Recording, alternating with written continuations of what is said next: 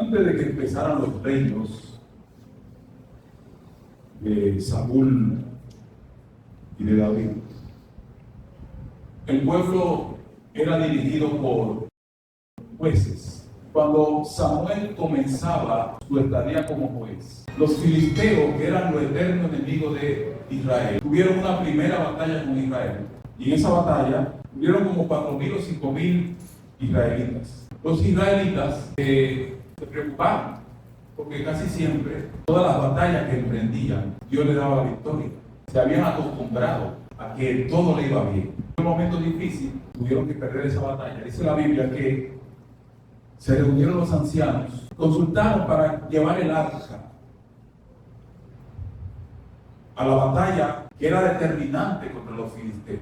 Cuando el pueblo de Israel escuchó que se les permitió llevar el arca, la Biblia registra que hubo un ruido, una algarabía tan grande que el lugar donde estaban tembló. Eso produjo en los filisteos cierto temor. De tal manera que ellos se decían, no vamos a poder con el Dios de Israel. Porque ese Dios fue el que abrió el mar rojo. Ese Dios fue que trajo las plagas sobre Egipto. El liderazgo de Filistea se propuso y dijo, vamos a vencerlo. No tenemos nada que perder. Y en la batalla, dice la Biblia que se produjo un enfrentamiento muy difícil, hermano, donde los filisteos derrotaron una vez más a los israelitas. De tal manera que la Biblia registra que murieron más de 30.000 personas. Pero lo más grande de esto era que ellos andaban con el arca y los filisteos capturan el arca. Capturar el arca representaba como que nosotros le diéramos la iglesia para dirigir, para predicar a personas que no tuvieran nada que ver con el nacimiento de nuevo, a impíos, a los políticos que dirijan. Y ellos empezaron a organizar, hermano, los filisteos, el arca y la pusieron en su templo, en el templo de Dagón. Y la Biblia dice, hermano, que Dios empezó a hacer obras sobrenaturales en el templo de Dagón, de tal manera que ponían el arca en la noche cerca de la estatua de Dagón. Y la Biblia registra que en la mañana Dagón amanecía postrado delante del arca sin cabeza. Los filisteos, que muchas veces pensaron que fue una casualidad esto, lo volvían a hacer y al otro día la estatua de Dagón aparecía sin cabeza, sin brazos, sin pies, solamente con el torso, delante del arca. Y entonces esto sucede y los filisteos están un poquito confundidos por lo que está pasando. La Biblia registra, hicieron un consejo de ministros y llevaron a diferentes ciudades filisteas el arca, y en cada una de las ciudades donde el arca fue llevada hubo plagas. Los ratones, hermanos, tenían un espíritu comedor de dedos, se comían las uñas de los pies y de las manos, les salieron úlceras, porque ellos tenían en su casa, ellos tenían en su ciudad un instrumento que no le pertenecía. Porque cuando tú y yo tomamos a la ligera las cosas espirituales, sobre nosotros pueden venir maldiciones. Y los cielos se pueden cerrar. Y los filisteos no entendían eso.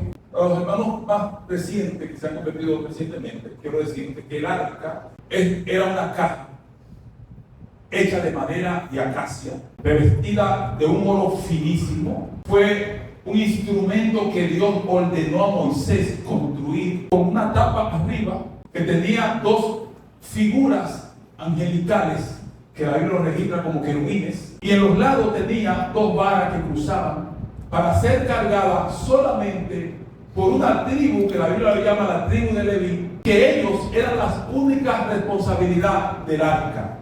Ellos solamente tenían la autoridad del cielo para manipular el arca. Dentro de ese cofre, Dios había ordenado que se entrara las dos tablas que Moisés recibió en el monte Sinaí, la tabla de los mandamientos. También la vara de Aarón, que era la misma vara que Moisés había usado para enfrentar al faraón, que se había convertido en una culebra y se había comido las culebras del faraón. Y además de eso, en ese lugar, en el arca, también había maná. Ustedes saben que el maná era el alimento que Dios usaba para alimentar a los judíos en el desierto, y se tomaba podredumbre si era guardado, pero el maná que estaba en el arca Dios lo conservaba, porque lo que Dios te da Él lo conserva.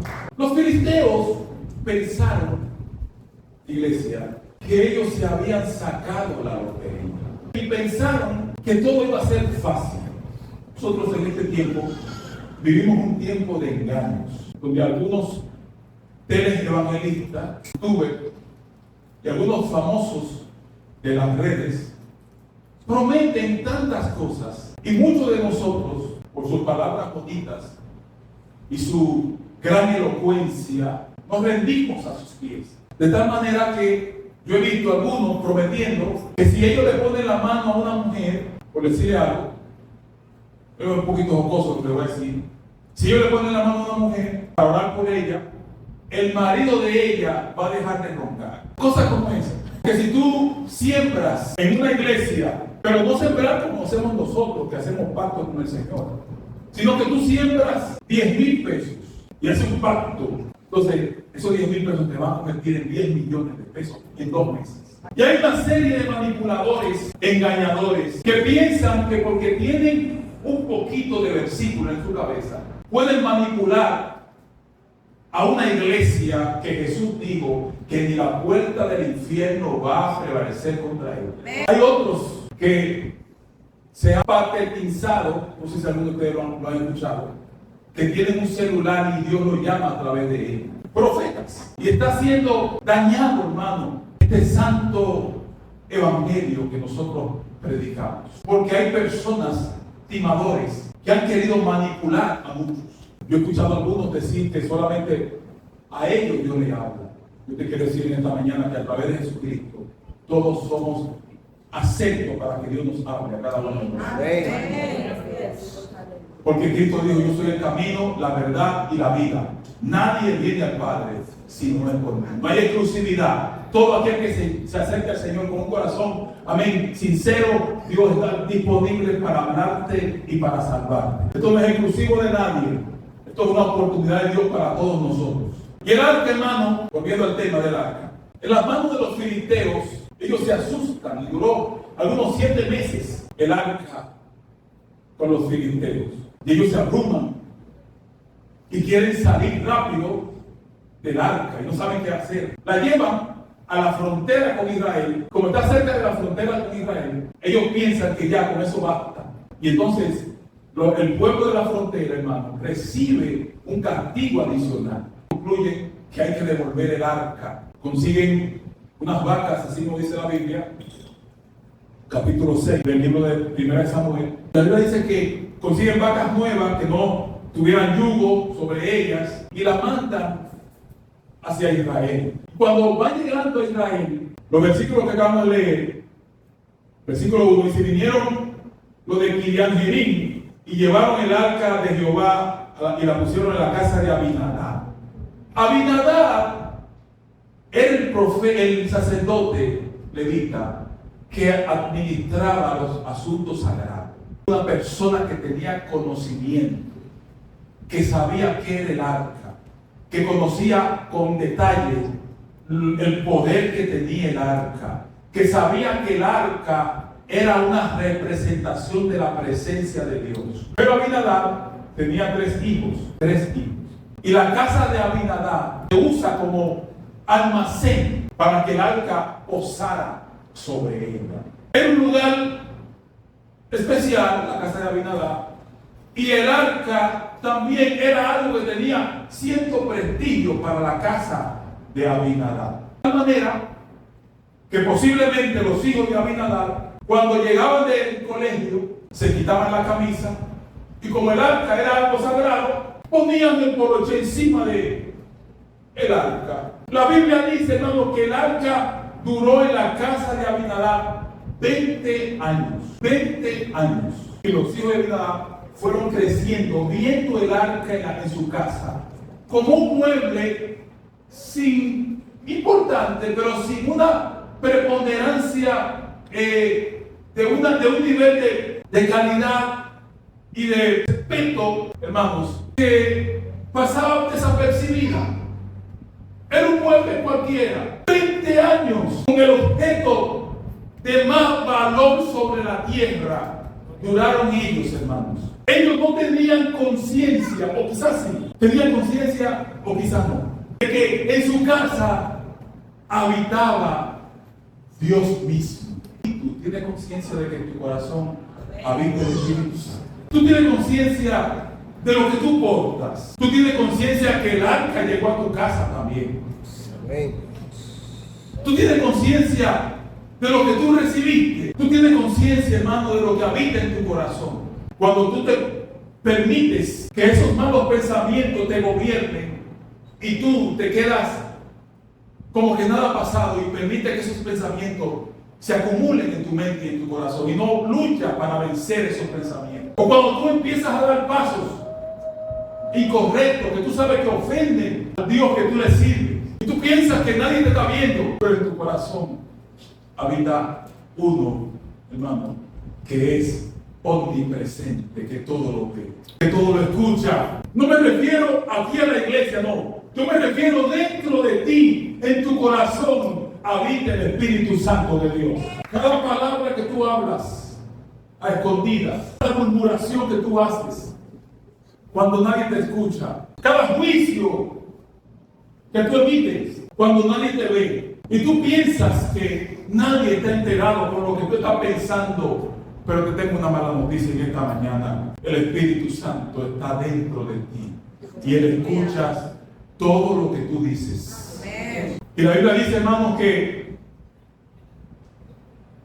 en la casa de Abinadab el arca duró 20 años. Yo me pregunto, 20 años con el objeto más importante de la tierra y no pasó nada. No me digas a mí que tú tienes, pastor, yo soy débil con la pornografía y tengo 15 años. No se trata de tiempo, porque el tiempo no es que cura nada. Lo que cura las cosas, lo que sana las cosas es acercarse a la presencia de Dios. Pastor, tengo problemas con la lujuria. Pastor, tengo problemas con la mentira y no puedo dejar esto. Tengo 10 años, 5 años, 12 años, 3 años, 2 meses en el Evangelio y no veo cambio. Y tú ya te diste cuenta que el arca está en tu corazón y que tú le puedes pedir al Espíritu Santo y decirle, Espíritu Santo, soy débil en esta área, ayúdame. O tú te sigues justificando en tu accionar para que no haya ningún cambio profundo en tu vida. Si tú no permites que el Espíritu Santo aborde esa debilidad tuya, te aseguro que en tu vida no va a haber ningún cambio.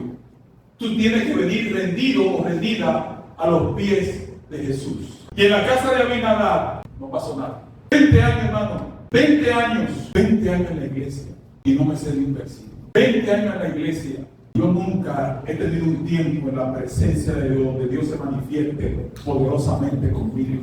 20 años con una misma condición. Estoy diciendo que es fácil muchas veces desprenderse de ese hombre viejo que está viciado bajo los designios del maligno.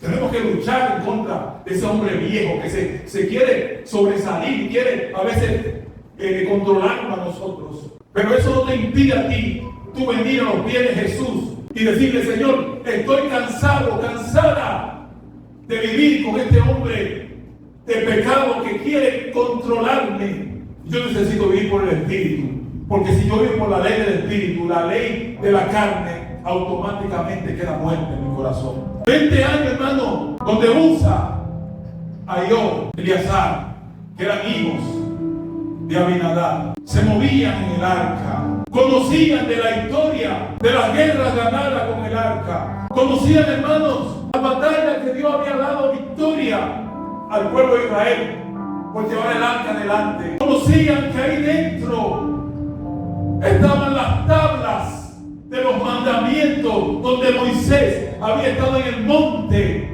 y había visto a Dios cara. Conocían que ahí había maná que Dios había provisto en el desierto para que su pueblo no pereciera. Conocían que Dios había prometido que iba a habitar en su presencia Amén. Y que Dios iba a manifestarse a través de instrumentos. Ellos conocían todo esto, como tú conoces, que la Biblia dice en Mateo capítulo 7, pedid y se os dará, buscad y hallaréis, llamad y se os abrirá.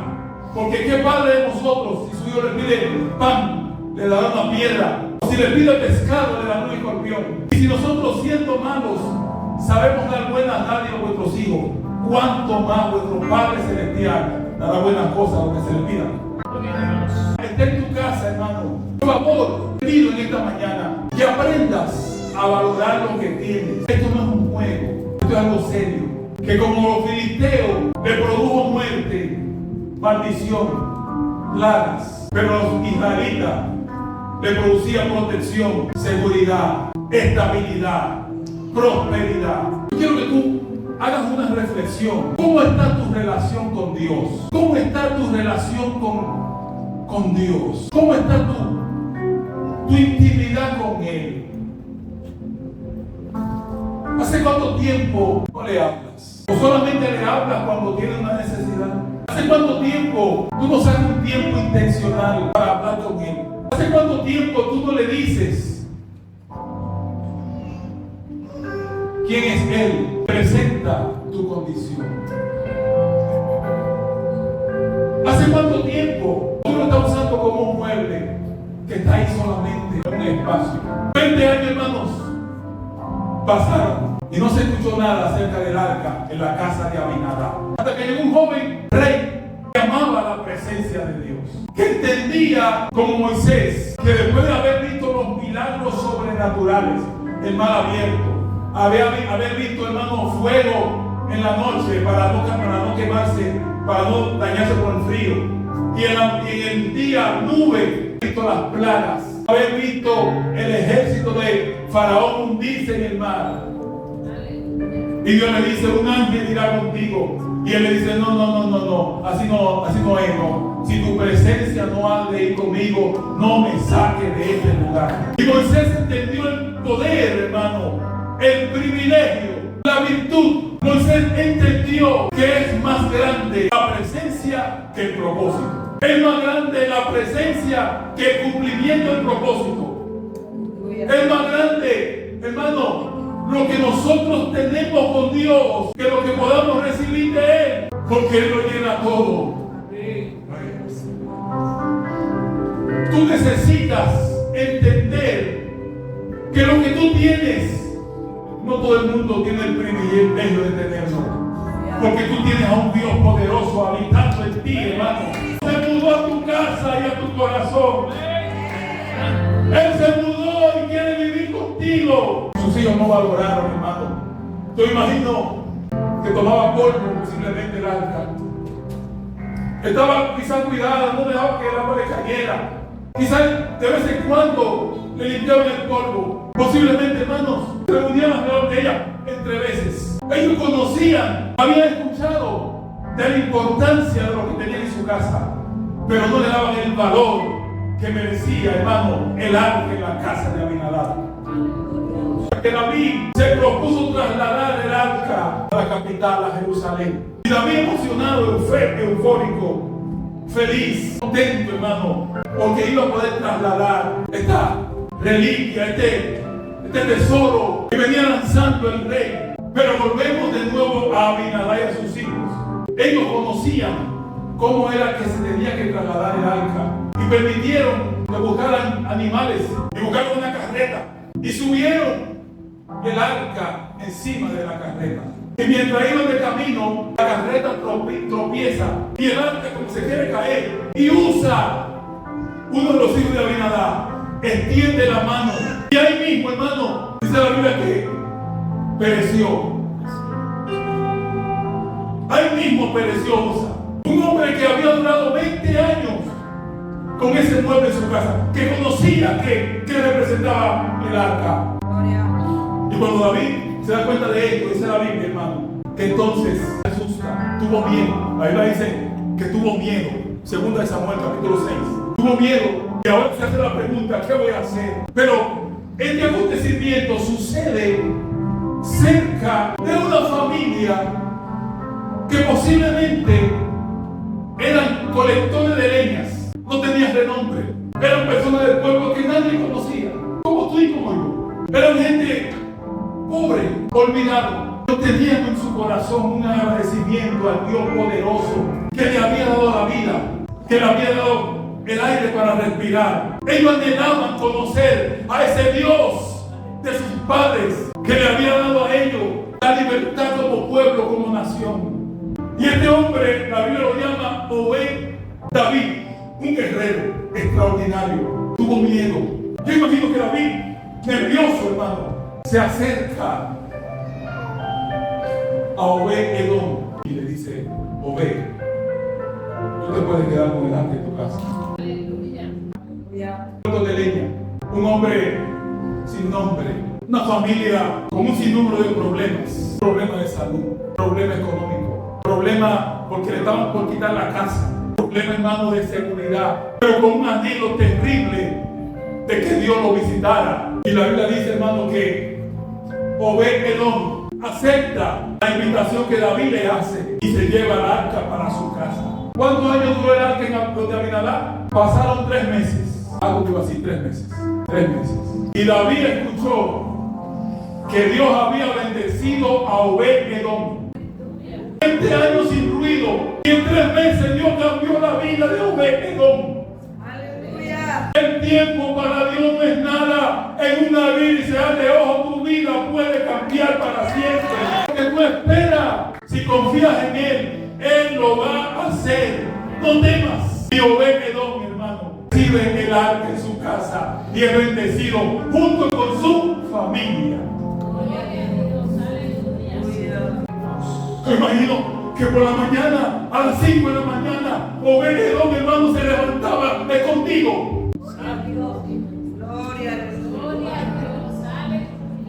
Y que los hijos de Obed Edom a las 6 se levantaban. Después venían a las 10 de la mañana a observarla, todo bien.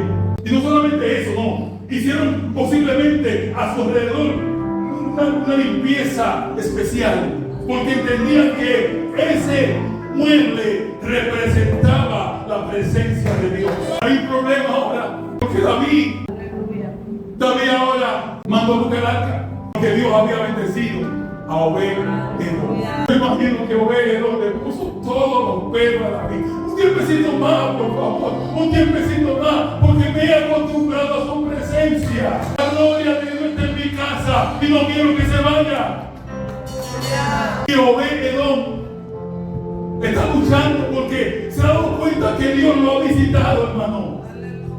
Y siendo una persona sin nombre, sin prestigio, un recolector de leña, una persona posiblemente con dificultades, pero la quieren llevar. Y aquí entra lo más importante de esta historia. Él se arrodilla delante de David y le pide: oh rey, yo no puedo vivir sin su presencia.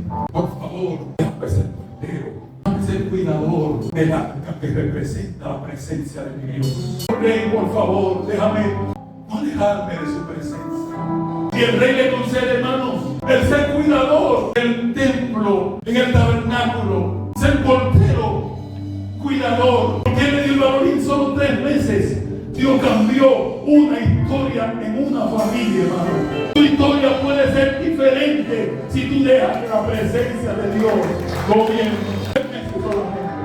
Y la Biblia dice entonces que él fue portero y sus hijos llegaron a ser adoradores, porque se dieron cuenta que la vida, que la plenitud, amén, se dieron cuenta que todo lo que ellos necesitaban era la presencia de Dios. Y fueron cantores, y fueron flautistas, y fueron porteros, que estuvieron dispuestos, hermano, a levantarse temprano, a despolvar, a atender, porque la presencia de Dios había llegado a su casa. Pida a Dios que llegue a tu casa para que tu vida sea cambiada, para que tu vida, con la presencia de Dios basta. Con la presencia de Dios basta para tu casa, para que las cosas cambien. Esto no te impide tener situaciones difíciles, pero sí te da la garantía de que tú, en medio de las situaciones difíciles, vas a tener paz y vas a tener salida, vas a tener esperanza. Sostén. Y si logras conocer la presencia de Dios, posiblemente te vas a convertir en un adorador en espíritu y en verdad. Los adoradores, porque en momentos de angustia ofrecen sacrificio agradable a su Dios. Obed-Edom entendió, hermano, lo que no pudo entender Abimelech. Obed-Edom y su familia.